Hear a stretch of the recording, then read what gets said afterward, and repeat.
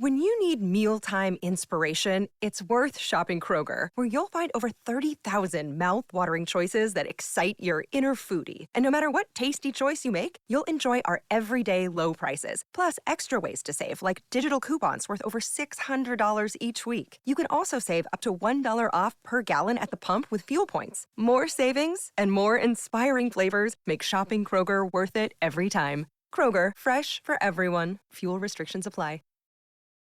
You're listening to the Archaeology Podcast Network. This is the CRM Archaeology Podcast. It's the show where we pull back the veil of cultural resources management, archaeology, and discuss the issues that everyone is concerned about. Welcome to the podcast.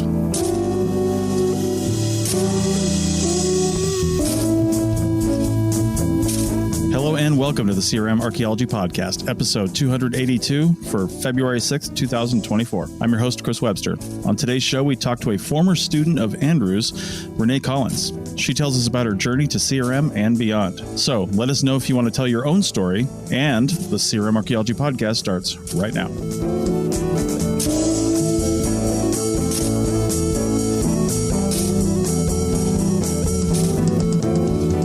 Welcome to the show, everyone. Joining me today is Bill in Northern California. Good morning. And Andrew in Southern California. How's it going, guys? All right. Well, it's Andrew's topic this week, and he decided to bring on a guest, so I'll let him introduce the topic and our guest. Go ahead, Andrew. Okay. So, yeah, since it was my topic, do I want to do the work? No. So I'm going to have a guest do my work, man. And sounds like a teacher. It is. That's what I do. I just, delegate.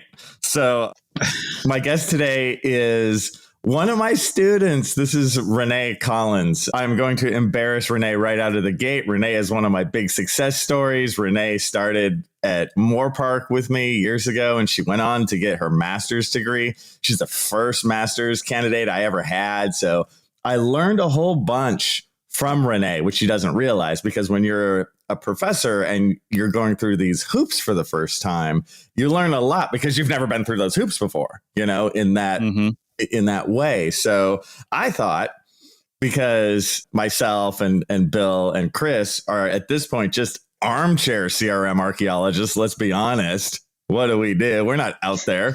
Let's get a view from somebody who is out there. So Renee has been doing CRM for a while now, and I would just like to spend this time talking with Renee, getting her feeling of CRM, her experiences, and we can just go from there. So Renee, just give a little about yourself and how you got into all this in the first place. Well, I chose poorly in my profession. Yes. Clearly. That goes without saying. Archaeology wasn't my first endeavor. I worked in the music industry for a little bit, and then I decided to come back because I just didn't like it. And I'm like, let's just go to archaeology. What I want to do since I was a kid, same narrative as everybody. I went back to Moorpark in 2010. I was a non-traditional student, as I was a young 24-year-old. And I took Andrew's class. And I'm like, okay, this dude seems kind of cool, and I will get back into the thick of things. And I sat in the back of the class. I was never like that. I'm going to be that A student and sit in the front. I was really quiet, super quiet. I have a twin sister. She took the class with me as well. And unfortunately, she sucked. I won. That's just what it is. I'm the B twin. She's the A twin. But, it is what it is. Yeah. The B twin prevails. And I fell in love with what I wanted to do. And I'm like, oh man, this guy brings so much enthusiasm. And I just continue to take classes with Andrew. I mean, you have so many options at a community college with the same professor, So I just kept going. And then 2012 rolled around, and I said, hey, I need to do a field school, and I'm going to steal your line. There I was in Belize, 2012. Yes. And I was there for 7 years in Belize. I went all the way through my undergrad and my graduate, and Andrew really guided me through what I needed to do, because I was just like a chicken with my head cut off. I really didn't know what I wanted to do. And then I just did all that, worked in the Southwest for a little bit. I went to Northern Arizona for my master's degree, and I worked with Dr. Jaime Awe as my professor, my advisor, and lo and behold, I asked Andrew if he can be on my committee as my fourth, and he said yes, hesitantly, like very hesitant. Yeah, I was like, no. Well, maybe just for me. Yeah. And again, that was the first time I was ever on a committee like that, where I had the responsibilities of like, okay, you have to read this thesis and, get back to the candidate. And there's certain meetings you have to make. And this is in the pre-Zoom times, just barely, so it's like you have to go for the defense and stuff. But it was really fun. Yeah, you had a great time. Mm-hmm. I did. I was excited. And I still thank you for that. Lots of guidance. But, give yourself credit at the same time, like you did the whole Belize thing for years and years. And that was not my project. That was Jaime's project. So like you signed up for those experiences and were successful there. And I know that they wanted you back, and you sort of on those projects, those international projects, be it Belize or whatever, there's sort of a going up through the ranks kind of thing over the years. And Renee, I know for you that you went up through those ranks and made smart choices as you went. So in terms of Belize, do you have future plans there, or what do you think? Definitely. I mean, Belize is in my heart always as an American archaeologist. I'm in CRM because I had to make some money, sure. There's no jobs in Belize, but I mean, I always constantly think about going back. Always. It's just when the opportunity arises, I will take it in a heartbeat. It's just, life. And of course, I'm constantly researching. It's just because I'm not there doesn't mean I'm not like, oh, well, I used to do that. No, I'm always in it. Yeah, I think that's a really good point. I think a lot of us do that. I feel like that. There's years that I don't go to Belize, but I still feel like I always have my toe in. I think there's an aspect of that we always do. In terms of your CRM side, what was your first CRM gig? Ooh, actually, right out of my master's, I was like, I thought I was going to go back to Belize. And at the academic world, I'm like, you know what? I am burnt out. I don't want to do this anymore. And then I saw an ad on, this disbanded Archeo Fieldworks post. Alpine Archaeology had an excavation in Durango, doing an excavation, and I'm like, oh, that would be awesome. And I applied, and they put me on their crew, and it kind of revitalized my love for archaeology again, because I had no responsibility. I mean, responsibility to write up stuff, but I mean, like, just excavating, and it brought me back to my roots of like, oh, this is what I want to do. And I fell in love, and I'm like, oh, this is it. And I just kept doing all these different CRM gigs, like excavation. I went to a big pipeline monitoring project, surveys. I mean, I delved outside of Alpine, and then I went to different CRM companies, and then I found myself back with them. And now I'm full-time project archaeologist with them. Right. And, I worked with Alpine on one project when I was shovel bumming across the United States. It was up near, what's that town just west of Steamboat Springs? Craig. Craig, that's where it was. Yeah. Good old Craig, America. Yeah, it was interesting. Yeah, it was probably like Rex pipeline project, maybe. It was definitely pipeline, and it was a phase 3. Well, it was a block excavation, but it was 2008. 7, something like that. I can't remember. That was Rex. It was in the Rex days, but I don't know if it was associated. Yeah, well, I mean, I was just up in Craig for a year on a transmission line. I would say a year, 6 months, whatever. It felt like a year. You're in Craig. Yeah. I mean, talk about a whole different, because you're dealing with paleontologists, contractors, construction workers, all that fun stuff. I thrive in that environment because I know how to talk to these individuals, and I find it fun. And I'm protecting archaeology and doing it at the same time. It's great. It's a different type of monitoring, not just windshield archaeology. No books read on that project. And it's the first time I ever got COVID. I will say, thank you, Craig, America. Oh, man. I eluded COVID for 2 years. I haven't worked during that whole pandemic, and here we are. I got it because I decided to go out. Here we are. Oh man. As we go through this, I like to ask some other basic questions of you. Like, do you have like a best part of CRM? Like we all have sort of like that day or that thing. Like what's something you just like really like about it? We get a lot of like green students coming out of school, and we get to teach them. And I love teaching. I really giving my knowledge to the new generation of archaeologists, and just seeing their bright-eyed, bushy-tailed, and they think they know what they're getting into. But I, teach them the realities of it and just like help them along and string them along with it. And I like giving my knowledge to, students, young adults coming out, and they get so inspired, and they ask me all these questions about grad school and what should I do this or do that, and just about archaeology in general. It makes me excited, and they get excited. And that brings me back, actually, every time I went down to Belize, I would get Andrew's students from the community college. They'd always set me up with his students, which I don't know if that's a curse or not. But I feel like there's some expectations when I get his students, because I'm like, oh, crap, like, how should I do this? Like, what did they expect out of me? Because I was an ex-student, and actually they come out a lot better.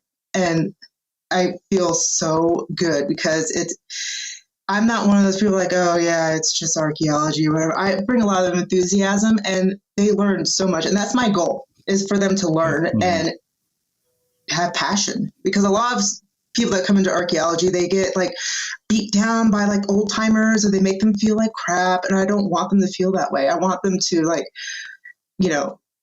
go ahead in their lives and be like, this is what I want to do. Yeah. I'm really glad you said that. I think it's so important that sort of make sure the old timers don't get you down, because it's almost seems like their job. There's always the old guy who you can never do anything right for, and I'm so glad that you're there to sort of give them a shield for that. Yeah. I mean, I've gone through, like, I've had the academic beat down, and I've had the private sector beat down, where it's like, I don't want to do this anymore, but it's like, I have to persevere. I'm like, no, they win if if I leave. And it's not like that. If you love something, you're going to keep doing it. Yeah. Well, I have a question along those lines, but we'll do that on the other side of the break. Back in a minute. At Kroger Pharmacy, care is what's most convenient for you. Care is being here when you need us. We're open evenings and weekends. Care is helping you save more. Most insurance plans and discount cards are accepted at your local Kroger Pharmacy. Care is saving you time by managing your prescriptions online. You can request refills, check order status, and more. Care is convenience that works for everyone. Kroger Health, a world of care is in store. Services and availability vary by location. Age and other restrictions may apply. For coverage, consult your health insurance company. Visit the pharmacy or our site for details. When you need mealtime inspiration, it's worth shopping Kroger, where you'll find over 30,000 mouth-watering choices that excite your inner foodie. And no matter what tasty choice you make, you'll enjoy our everyday low prices, plus extra ways to save, like digital coupons worth over $600 each week. You can also save up to $1 off per gallon at the pump with fuel points. More savings and more inspiring flavors make shopping Kroger worth it every time. Kroger, fresh for everyone. Fuel restrictions apply. Chicken tacos should only be trusted to chicken professionals. That's where we come in. Introducing Zaxby's new chicken finger tacos. One comes with pico de gallo and creamy chipotle ranch. And the other comes with bacon, lettuce, tomato, and avocado ranch. Chicken experts since 1990. Chicken taco experts since now. Order yours today in the Zax Rewards app. Woo, saucy! Zaxby's. Welcome back to the CRM Archaeology Podcast, episode 282. And we're talking to Renee Collins. And, you started off by saying, Belize is kind of your thing. You want to go back there. You're always thinking about Belize. You're always doing stuff like that. I talked to a number of CRM archaeologists, and we all have probably, where this wasn't your first choice. Right now, sometimes right out of an undergrad, it is your first choice, right? You don't even know what else to do. But if you're coming out of a master's degree and you work and you research something else because that's what you do in a master's degree, a lot of times you did that because that was your passion. You found it, or it became your passion, one of the two. So I'm curious, you're in CRM now. You're at a pretty decent company in a place of the country where there's a lot of work and you're managing projects. I mean, this sounds like a career, you know what I mean? And I'm just wondering, do you have a plan where you're looking at these steps to maybe get you in a certain direction, or are you kind of going with the flow for a little while, which is totally fine. People do one of the other things. Nobody, I mean, you don't have to have a step-by-step, this is what I'm going to do. But I'm just curious as to if your end goal is to eventually make it back to maybe Belize, maybe teaching or something like that. And what your path is to get there. Not to put you on the spot. Where do you see yourself in 5 years? What a cheap question. I don't really have a plan per se. I'm just like go with the flow type of individual. I'm happy where I'm at right now. I'm always looking for the future, but as of right now, so let's make it a little dark right now. In 2021, I got diagnosed with MS. So it was like a crappy situation. And I'm like, oh gosh, how am I going to do field stuff? Like, what am I going to do type of thing? But in reality, I don't let it bother me. I got diagnosed, I got treated, I'm just going with the flow. And to be honest with you, I don't know how my body's going to be. Like if I get asked to go to Belize or just go back to Belize, like that environment's totally different than like an arid environment. So I don't know my reaction time, like what my body's going to do. But then I think back to Andrew's advisor, Wendy Ashmore, and she had MS. Yeah. And I met her, and that lady, she's kick ass. Like she, she went down to Belize, and like I met her at the SAs in 2012, and she didn't let that disease bother her. Like she was just walking around the cave, like nothing's wrong. Like I'm like, oh, I'm gonna be like her. Hell yeah. Right. So I mean, I always look at like, should I go the federal route, or should I go back to school? I mean, Andrew and I had this conversation not too long ago about like, did I make the right choice? Do I need to go like get a PhD? Like, because that was my end goal, is to get a PhD. Like when I was 16, I wrote down like my goal is to have a PhD in archaeology. Like what 16-year-old does that? Like even know what a PhD is? As the time in the US right now, or just the world, about like going to school and actually getting a job in academia is few and far between, and teaching is just like what I want to do, but it's really hard to get into that sector. I just I don't know, I'm like in a crossroads. Like I'm always in a crossroads. I'm like, did I even make the right choice? But here we are, like until I decide to go back to Belize permanently and like, marry a doctor permanently and just like marry a doctor and like have disposable income. I'm just kidding. I am not a gold digger. Right. But I'm happy where I'm at right now with Alpine. Okay. They, as a CRM firm, I'm gonna pitch them. They're so supportive. I've never worked with a company that's been so supportive in my life in general, like whether it be, like retail or one of those jobs, they care, and that's the big thing for me. I want to know, you made me think of something, Renee, and Bill actually put this in our little side chat on the podcast here. I've actually kind of wanted to teach for a long time. I find myself that I like being in that sort of environment, just, I don't know, I just like that. But I have a master's degree. I don't have a PhD. And I want to know from Bill and Andrew, first off, I know there's places in the country where you can do some form of teaching with a master's degree, right? Generally, it's accepted knowledge that you need a PhD to be a college professor if that's the level you want to teach at. Is there talk in that world about, with a lot more people talking about not going to college at all, are colleges talking about maybe walking that back a little bit for a level of college professor for master's degrees? All right. No. Yeah, Bill, you know. No, they're not. So, PhDs are rare in the actual world, but they're abundant, ubiquitous, and not uncommon in academia. And so I don't see a world in the United States where there's going to be a time where we don't have enough PhDs to teach. So, if they can get a PhD, why not, right? It's just like CRM. If they can get someone with a master's, why not? I just think that I don't really see there being a pathway for a lot of people who don't have a really unique skill, right? Like, so some folks are, excellent artists, and so they can be hired on as instructors and they have like no degree, right? And some people are, amazing business people or folks who have made influential gains elsewhere and they teach and they don't have a PhD. But for everyday folks who want to teach, I mean, I think that like PhD is just kind of the way that it goes in the United States. And it's very, very hard to have a job with benefits. It's something that's going to beat Alpine. It's hard to get something that's going to beat Alpine if you don't have a PhD.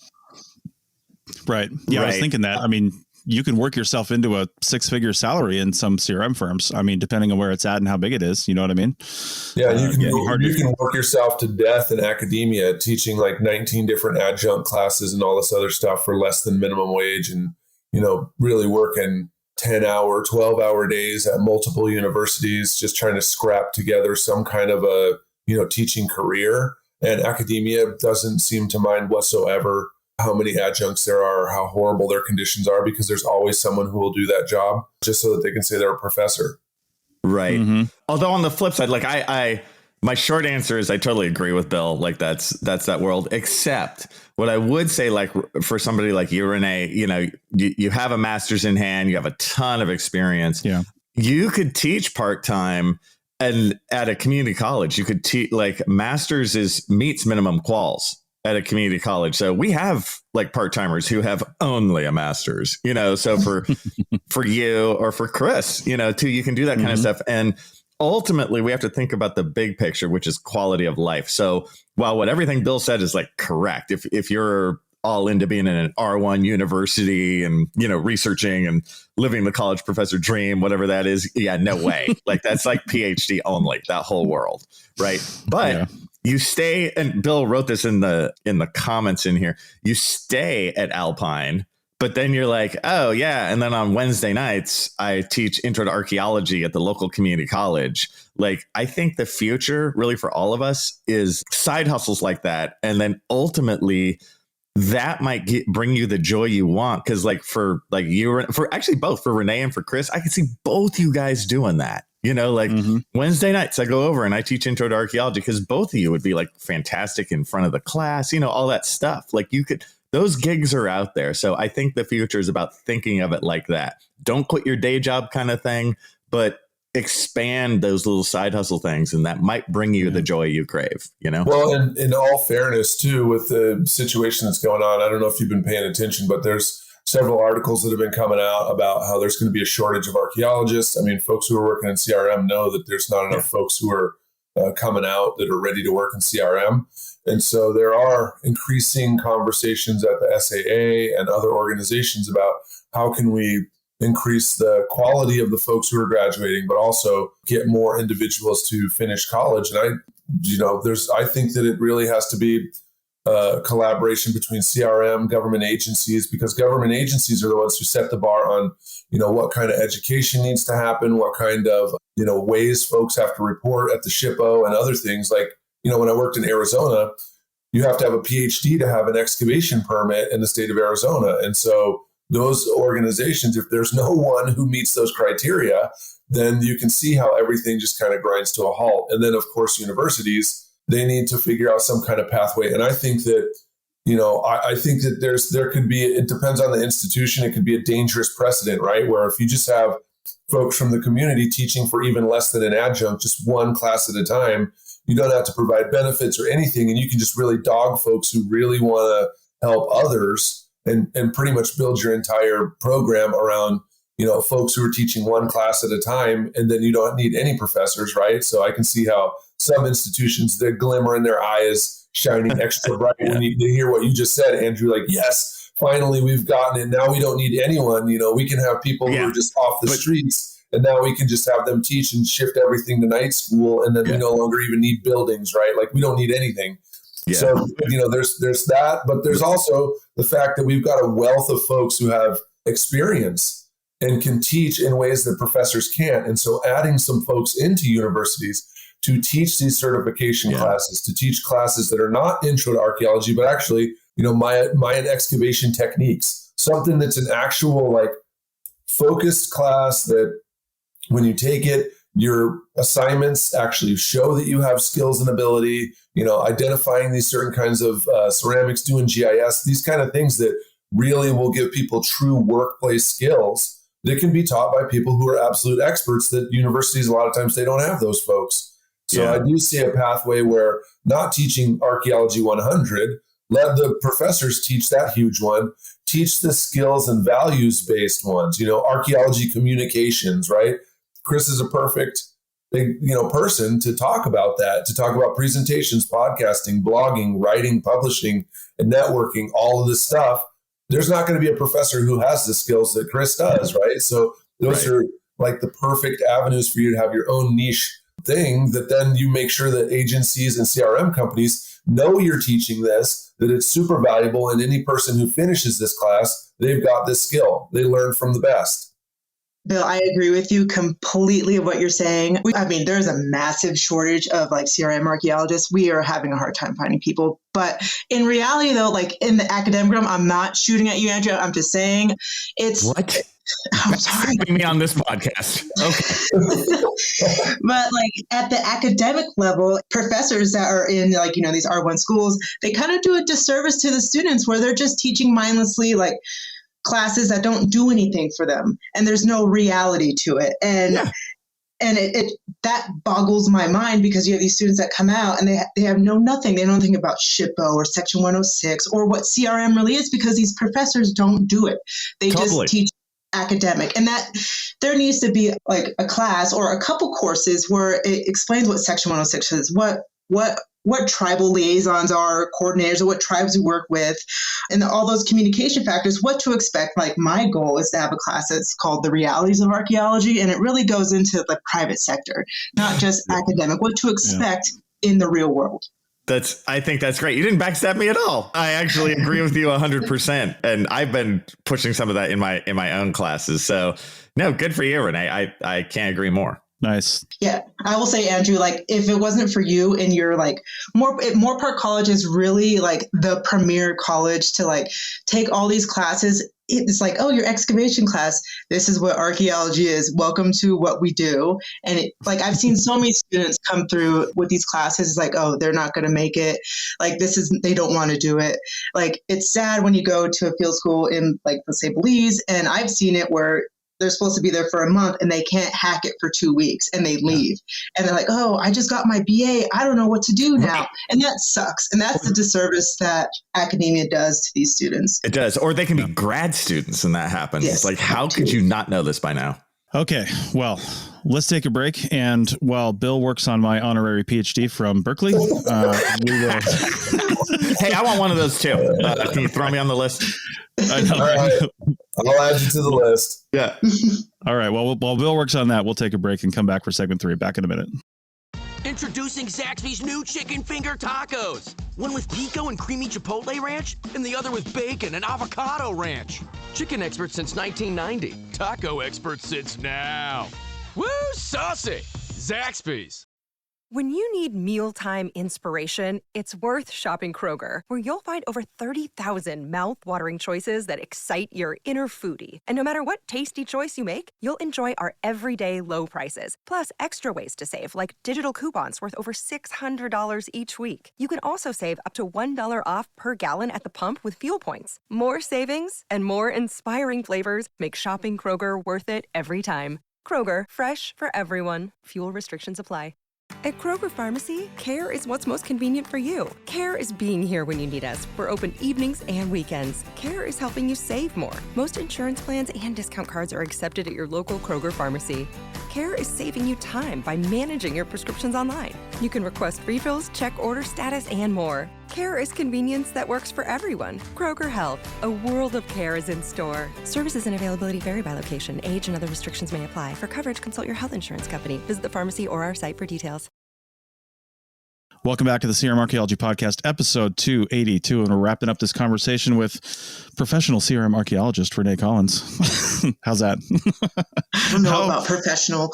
I mean, you are, whether you like it or not. So along those lines, along those lines, you know, we're coming out of winter in some places. We're still deep in winter in others and entering winter in others. But as we start looking at the next field season, I think you mentioned in one of the segments that there's not enough people to work in this field, right? Like you're constantly looking for people. So what can or should somebody do if they want to consider a job in that area? What should they be studying? Things like that. Not necessarily with Alpine, but maybe with Alpine. But what would you think you'd be looking for in somebody that you guys would hire? Well, since this is a really interesting field season, we're actually it's the middle of winter. This is writing time. We have a lot of projects coming up as in like soon. And this is not normal. There's just so many different jobs happening right now. And we have a shortage of filling our slots with field techs. And with Alpine, we really pride ourselves of like, you don't need, like we have interns and you can have no field experience and apply. Like how are you going to learn if you don't apply? Like that's how you get experience, right? And we teach, we train, we're hands on, and it's okay if you're super green and don't know. That's okay. That's our job. We are here to teach you. And if you work with somebody and they don't teach you and they think they know everything, they're excuse my language, they're full of shit. Yeah.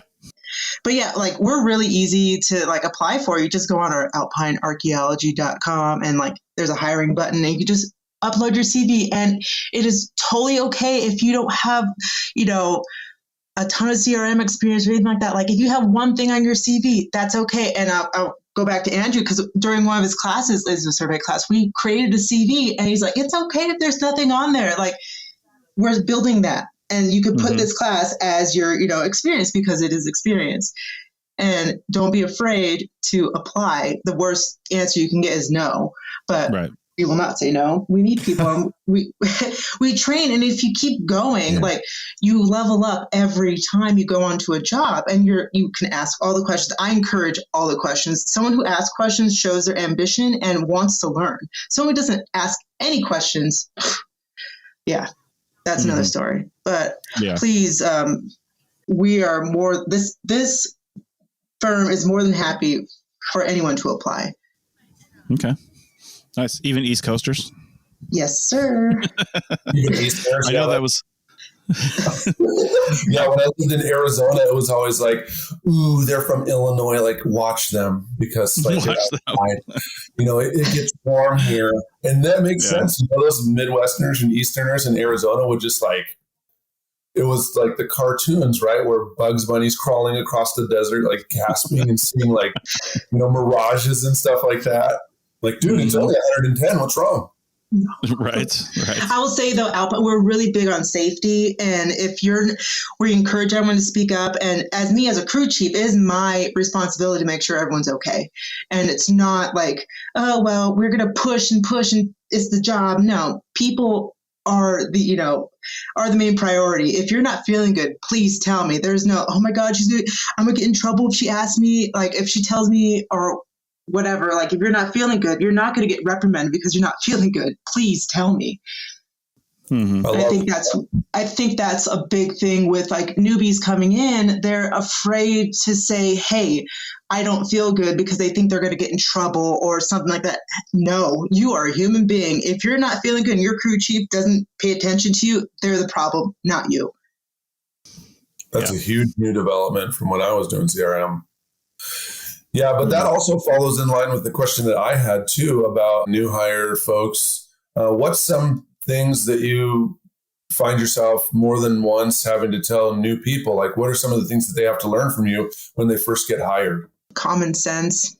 That's a big thing. On that. Well, I feel, I don't know, maybe because I'm an older generation, newer generation coming, it's a lot of like hand holding, which is, it's kind of like, oh, my phone says this, my phone says that. It's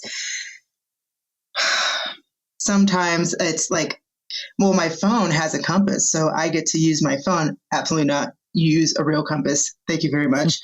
Or I don't have service. It's like, I don't know. It's hard. I haven't really had too many new people, to be honest with you. Usually they go on easier projects before they come to me because they're trained a little bit. But I don't know. I think it is a lot of common sense like questions, and that has to do with life, because I blame COVID for a lot of things where like students don't really know because they're in a bubble, and I get that. Yeah. It's not their fault. No, I know. I will say real quick, as a tech guy, on side-by-side tests, the phone compasses are actually highly accurate, but they die, whereas regular compasses don't. So that's the big disadvantage. But it's a vital skill to have a real compass. Just I was going to say, and also the phone compass doesn't have a sighting mirror, and it doesn't have a ruler on the side for you to actually use on the map. And when you lay it down, it like moves all around and stuff like that. And totally. Right, compared to the compass. So you need a if you're totally lost out there. Because the other thing too that I recognized is that your phone compass automatically accounts for declination. Mm-hmm. Like it just knows where you're at and it just adds the declination on there. You have to manually do that with a compass. I will say all my compass skills come from Andrew. Yeah, good. You know what's so funny? We're talking about declination. I literally, my Saturday class yesterday, we set our declination on our compasses. So, and I agree with everything what Bill said. And I'm sure Renee agrees too. You know, it's like, dude, you need to use a real compass. There are other things on here. The mirror, the measuring, you need to get out of cyber world. But I mean, to be true, I found myself using the phone more than ever before these last, It's got a lot of stuff on it. It's good. I mean, it helps, but you still got to know your old foundational skills. Yeah. And then I have the students check with their phone or try them both or see if they're the same or different, so, and we sometimes download new apps and stuff just to try them, any sort of mapping apps or stuff, just try them and see if they work or not. One of the good ones that I saw that was a free plant app too. It's called PlantNet, and it's actually pretty decent compared to, a lot of the other. I remember having to carry all these books on different kinds of plants. I'd go to different states and stuff, and I need to learn all these cacti and stuff. Well, the Plant app, it's not bad. It's not as bad, Yeah. So another useful app. Mm-hmm. I guess I have another question too. As Andrew and I teach students, so what should we be teaching students? I don't know if common sense is one that we can really teach, right? I try. It's you got to figure that out on your own, I guess. But what are some things you wish that we'd teach folks that are going out into cultural resources? What are transects and what to expect in the field? We have young adults coming in and they don't have the proper gear. And I know going as you in your career, you're going to this is what I need. This is what I need. But just bring your lunch, bring all that stuff, and then teach them maps, how to navigate. What is CRM basically? A lot of students come in, they have I keep saying students. I'm sorry. They're not students, young adults. They come in, they don't know how to read a map. I think that's a skill that's being lost, definitely. And just how to navigate, triangulate. What is Section 106? I think, Andrew, you now have a CRM class for Saturday. Is it a CRM class that you? Yeah, it's CRM professionalism. So I go deep dive into Section 106. Yeah, and I was thinking about this the other day. I'm maybe for one of your finals, you should have a mock-up site write-up and and have a nomination for NRHP or really go into that. So they're kind of prepared and they don't have to hit all that, but oh, this is what crew chiefs do. So they have an understanding. It's oh, I get to do this one day. And they have a better understanding when we're out in the field and what, for CRM, maybe teaching wise, what is a site, in terms of CRM, because every state's different, right? Yeah. So these are great. Yeah. I'm writing this stuff down as you're talking. I'm just okay, oh, that's a good one. So this is really helping me out. Yeah, me too. I mean, I built a class that has some of those skills, but now I'm realizing I should cut out some other stuff and expand those sections. Mm-hmm. Yeah. And then what we deal with a lot in CRM is lithics. That is a big thing. Maybe introducing some lithic analysis, have a little workshop or something like that, to identify what's a biface thinning flake or what's a core reduction flake, stuff like that.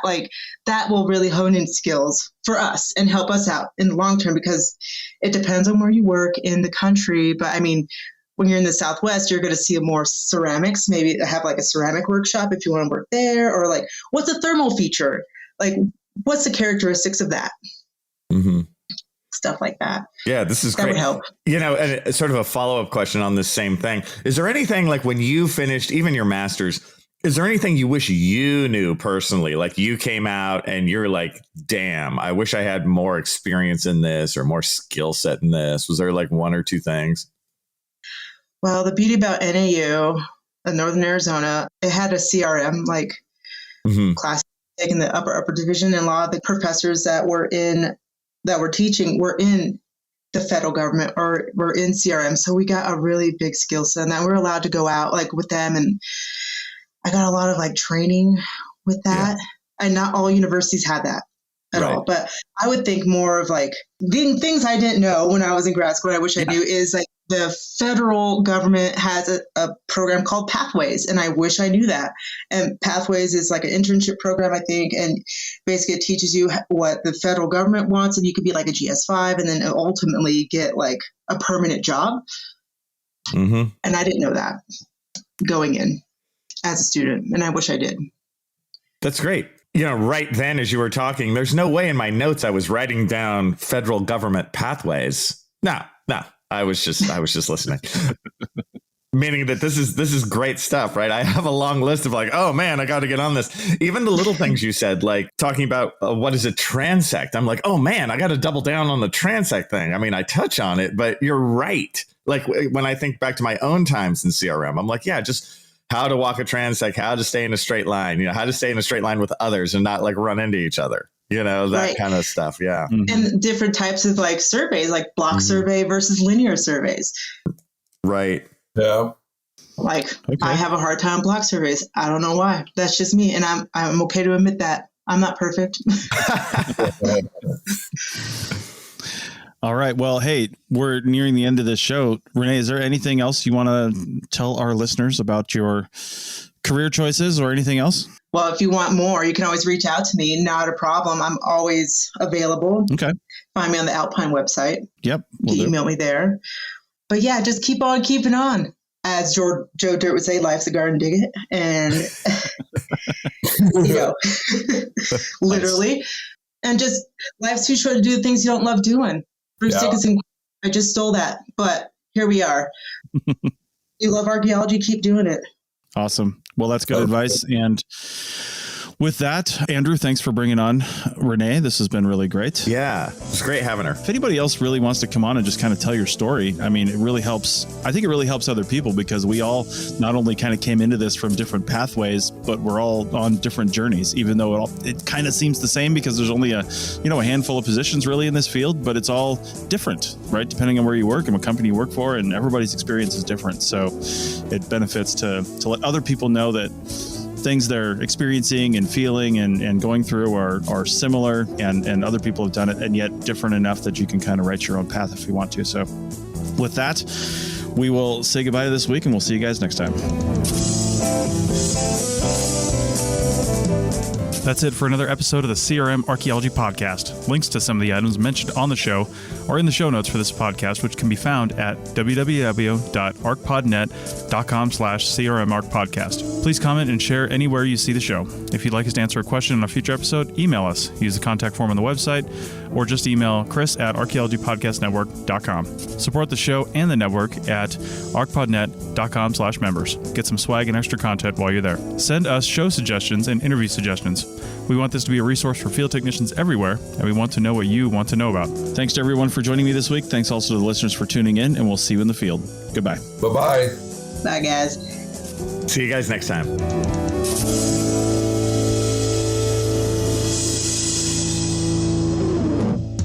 This episode was produced by Chris Webster from his RV traveling the United States, Tristan Boyle in Scotland, DigTech LLC, Cultural Media, and the Archaeology Podcast Network, and was edited by Rachel Roden. This has been a presentation of the Archaeology Podcast Network. Visit us on the web for show notes and other podcasts at www.archpodnet.com. Contact us at chris@archaeologypodcastnetwork.com.